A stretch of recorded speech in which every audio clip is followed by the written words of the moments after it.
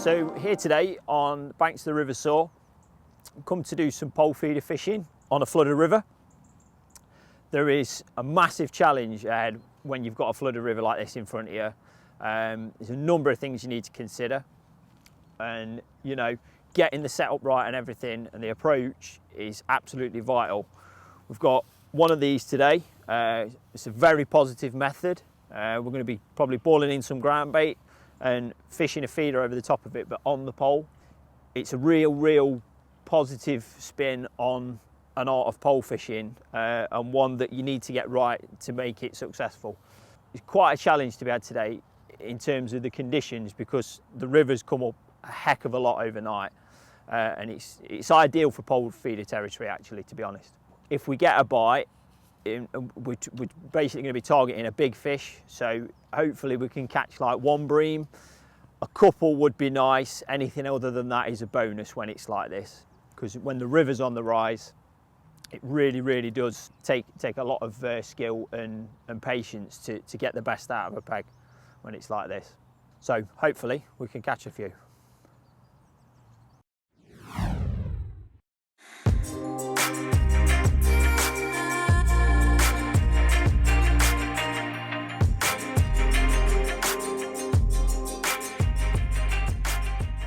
Okay, so we're going to start fishing now. I'm going to ball some ground bait in. We've got a couple of different mixes on the go, and more of that later, but I'll explain firstly what I'm going to put in. So I've got these ready to chuck in. I've just made them up. They've got some loose bait in there. There's a few pinkies, a few casters and a little bit of worm. It's quite smelly. This is Turbo G5, and it's got a little bit of Ringer's green in there as well, just to give it a bit of a fish meal element. When it's coloured like this, it really is important to get it smelling, so the fish find it. So I'm going to chuck a few in, not loads at the start, but we'll get these in and then we'll go from there and fish the pole feeder over the top.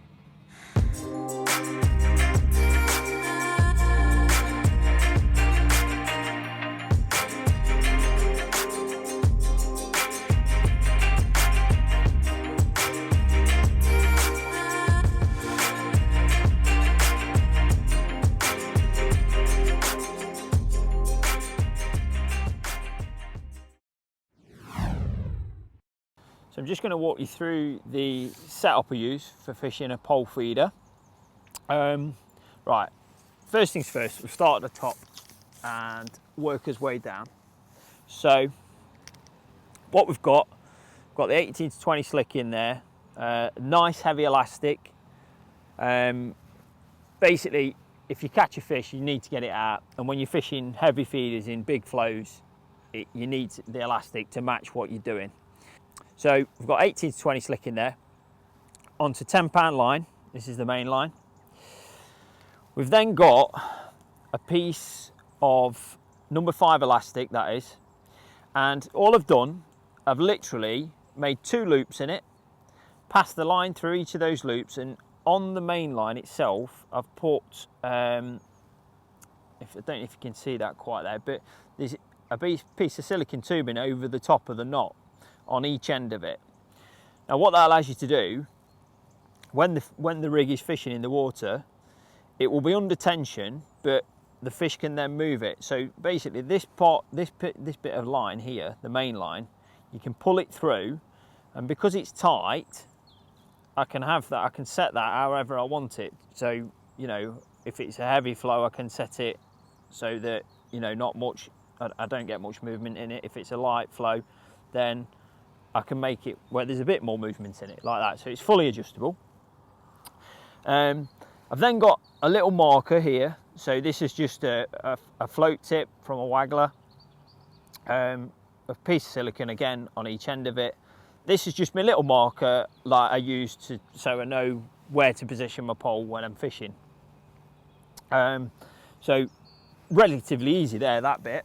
And then we move down and we've got a Freerunning Feeder set up, using a 60 gram feeder today because the flow's quite heavy. It's just a bottom weighted cage version. I know my bait's going to empty out. Again, very simple. That's attached to a snap link swivel that slides on the main line. I've then got a short twizzle boomer line here.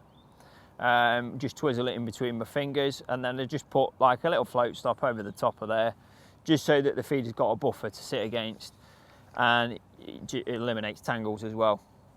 Then I've got a loop to loop there, no swivel or anything attaching the hook length because it just creates tangles. You just want literally a nice little simple loop to loop. Then this is 023 main line, 023 hook length, and that's down to a size 12 hook on the bottom, just there. And then I've got a little shot there above, about 5 or 6 inch above my my hook, and that's just to keep my hook bait clean when the rig's fishing in the water, because you get a lot of stuff coming down in the flow. It's twigs, branches, leaves, you name it, it comes down, and you need to try and keep your hook bait as clean as possible. So that's the feeder set up, and it's all ready to go, and hopefully we'll catch some fish with it today.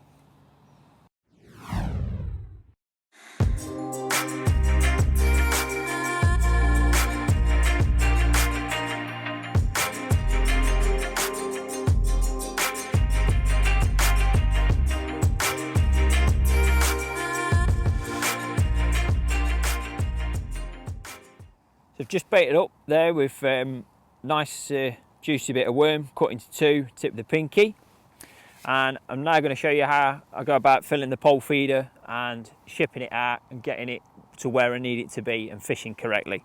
So all I've do is I've got a little mix here with some chopped worm, few pinkies and a few casters in there. I normally take a pinch of that, put it in the ground bait, mix it around, then holding my hook bait in this hand like that on that little shot I told you about earlier, just so that it doesn't catch in anything or get round with legs or anything like that. And then I fill the feeder up whilst holding my hook bait here. I pack that in there nicely, as you would a normal feeder really. It's just I normally fish it a little bit wetter than I would when I'm fishing a normal feeder. I've then got a little timer pole here that's just a bit of 18 to 20 slick, and all that does is that helps me to get my feeder out to where I need it to be. So loop it round there, hook bait in this hand, drop that down, put the pole together. I'm not fishing far out, so nice and steady. And then it's where I need it to be. Line it up with my far bank marker, which is that tree over there. And then just let it slow down. If you actually skim your hook bait along the top, it'll slow your feeder down a bit more. And then drop it in with a nice plop. It goes in. And then it's in between my legs, in my pole roost, on the bump bar in front of me. I know I've dropped my feeder in the right place. And then there will be a slight little bow in the line there.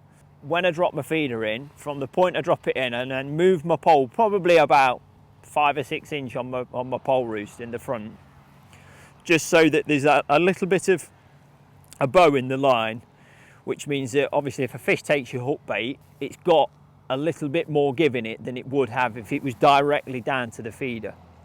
And then obviously I've got now a nice little trail of bait coming out of that feeder.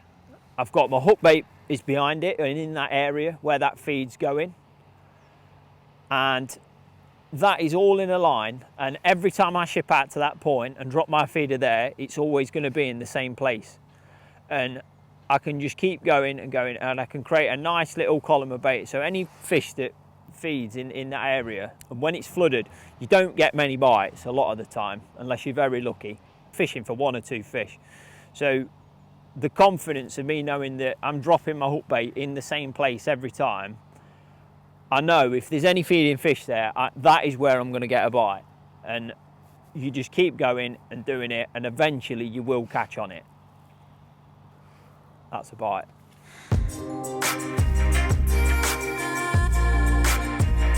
So doing one there, don't I?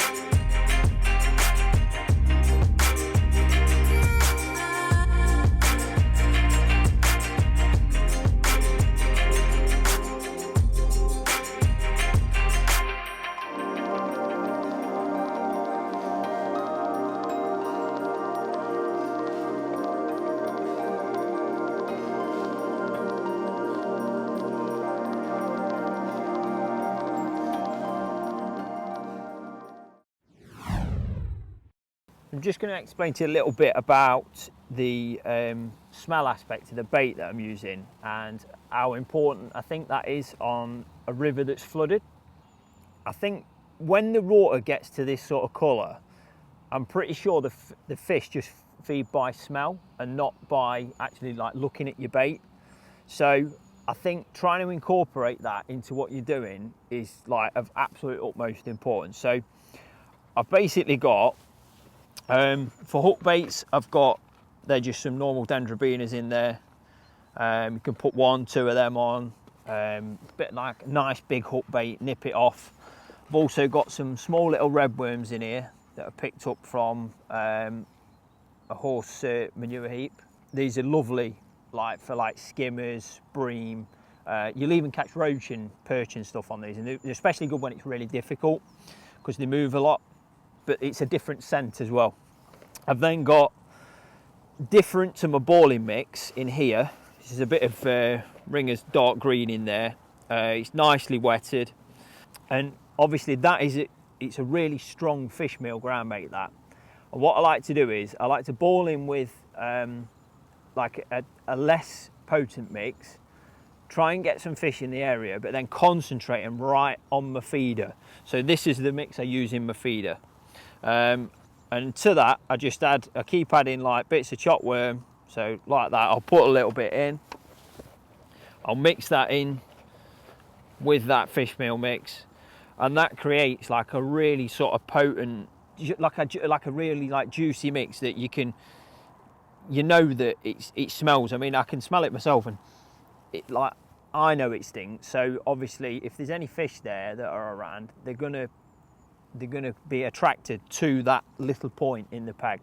And when you're only fishing for 1 or 2 bites, like I explained earlier, that is of utmost importance, trying to get that 1 bite, that 2 bites. I mean, I've done it for quite some time now, this little trick, and when the river's in flood, you can literally catch anything on it. You can catch chub on it, you can catch, sometimes a carp, there's, roach, perch, and anything will come and have a go at that.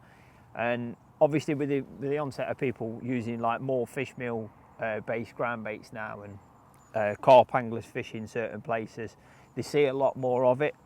So it's definitely worth going down the route of like the really strong smelling baits on a flooded river, and it will definitely help you to catch more fish.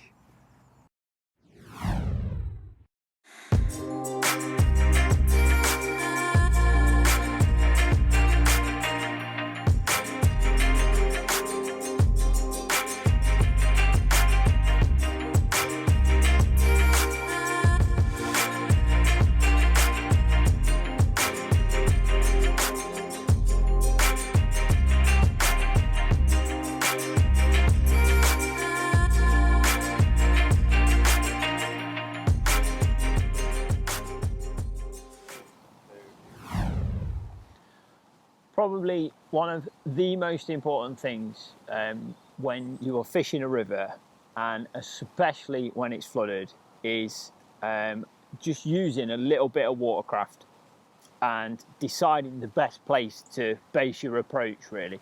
If you're only fishing one line, then you need to make sure it's in the right place. So, like for example today, I've sat here, I'm on a bit of a bend. The main bit of the flow up there is sort of going off out into the middle of the river. So I'm not going to fish 13 metres or any further than that, because it'd be silly. I'd be getting stuff on my line all the time and that. And probably the best thing to look for is to try and get into the bit deeper water, but then where the flow is a little bit smoother and the bottom is clear, that is like the things that you're really looking for. I mean, I've had a plumb around today, and a section shorter, I'm in a lot of weed, and I can't obviously put my bait there because it's going to be hidden all the time, and it's going to be very difficult for a fish to find it. So I've had to go another section further out. I didn't really want to, but that's where I've had to sort of make a bit of a compromise today. And that's the kind of thing you've got to look for when coming to approach a river, and especially a flooded river especially. It's just using a little bit of watercraft and deciding the best place to fish.